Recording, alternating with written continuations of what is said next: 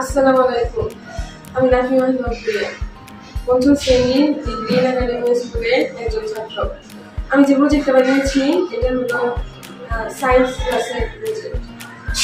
এই যে এখানে একটা ঘুড়ি বানিয়েছি, তারপর এই সাইডে সূর্য দিয়েছি, এটা দিন।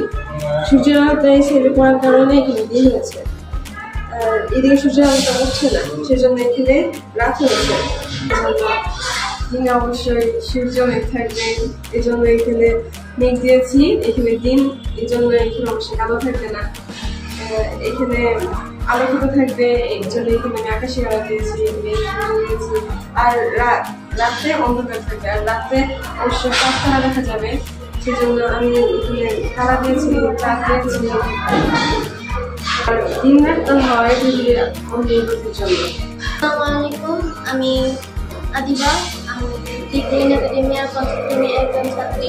আমি সায়েন্স প্রজেক্ট বানিয়েছি, যেখানে পৃথিবী দিন এবং রাত কীভাবে হয় তা, এবং এখানে রাত, এখানে সূর্যের আলো পড়লে এদিকে সূর্যের আলো পড়লে এখানে দিন হয় এবং এখানে পড়ে না, তাই এখানে রাত হয়।